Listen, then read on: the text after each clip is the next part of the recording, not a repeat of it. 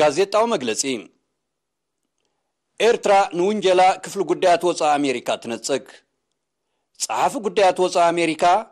ትማል 10 መጋቢት 2023 ኣብ ዝሃቦ ጋዜጣው መግለጺ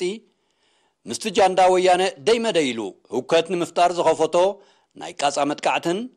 ንኽልተ ዓመታት ዝቐጸለ ግጭት ሰሜን ኢትዮጵያን ኣታሒዙ ዳግማይ መርትዖ ዘይብሉን ጸለሎ ዝቐብእን ውንጀላ አንጻር ሓይልታት ምክልኻል ኤርትራ ኣቕሪቦም እዚ ሓድሽ ዘይኮነ ወንጃሊ ክስታት እዚ ከም ወትሩ ኣብ መርትዖ ዘይተመስረተን ጭብጢ ዘይብሉን እዩ ኣካልን መቐጸልታን ናይቲ ምምሕዳራት ኣሜሪካ ኣጀንዳታቶም ንምስሳይ ክብሉ ካብ 2009 ዓመተ ምህረት እንድሓር አንጻር ኤርትራ ክኽተልዎ ዝጸንሑ ዘይ ሓላፍነታዊ ተጻባእ መርገጽን ናይ ምስይጣን ተግባራትን ድማ እዩ ቅድሚ ሕጂ ብናይ ሓሶት ተቐነስ ተወሰነ በይናዊ ዘይሕጋው እገዳ ኾነ ምምሕዳር ዋሽንግተን ኣብ ዝሓለፈ 2 ዓመታት ብቐንዱ ጃንዳ ወያነን ምድሓንን ካብ ተሓታትነት ናፃን ምግባርን ዘርአዮ ባህርያት ንተሓታትነቱን ምሽባኑን ኣብ ተኸቢት ሳዕቤናት ኣጉሊሑ ዘርእዩ እዚ ሕጂ ዝካየድ ዘሎ ሕሱር መሰይጠይን ዘመተ ከዓ ብፈጠራዊ ጠቐነን ተሃዲድን ንኤርትራን መንግስቲ ኢትዮጵያን ጆሆ ሒዝካ ንኸዳሚቱ ወያነ ኣሰልሲሉ ንመናቆቲ ምትእትታው ምስምስ ንምሕዛእ እዩ ብእዋናውነት ግዜ ክረአ እንከሎ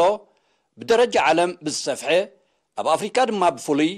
ንዋሽንግተን ዘጋጥም ዘሎ ተደራራቢ ፍሽለት ንምጉልባብ ዝዓለመ እዩ ተዝሓለፈ ኣዕናዊ ኩናት ወያነ ኣብ ልዕሊ ሰሜናዊ እዝ ሰራዊት ኢትዮጵያ ሰፊሕን ዝተዋሃደን ናይ ቃጻ መጥቃዕቲ ብምፍጻም ልዕሊ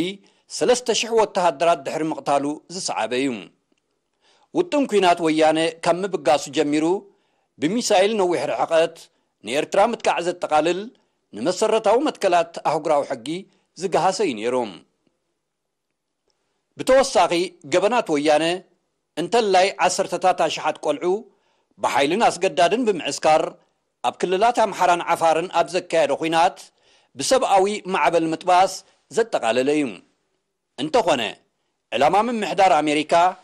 ኣብ ትሕቲ ዝኾነ ይኹን ኩነት ንወያነ ምጥባቕ ስለ ዝኾነ ኣብዚ ገበን እዚ ብፍላጥ ከም ዘይጎልሕ እዩ ተገይሮም ሞራላውን ሕጋውን ተሓታትነት ምስ ጂኦፖለቲካዊ ቀዳምነታት ኣሜሪካ ክትሓሓዝ ጉባእ ኣይኮነን ምምሕዳር ባይደን ምጥሓስ ህንፃ ካፒቶል 6 ጥሪ 2021 ብዝምልከት ሙሉእ ሕጋዊ ስልጣን ኣብ ግብሪ ክውዕልን ኣብ ልዕልቶም ናዕበኛታት ዝበሎም ሕጋዊ ስጉምቲ ክውሰድን ምድራኹ ዝዝከር እዩ ዋሽንግተን እምበኣር ካብ ከምዚ ዝኣመሰለ ሕሱርን ውጉዝን ተግባራት ዘይሕጋዊ ምትእትታዋት ነፍሳ ክትሕይብ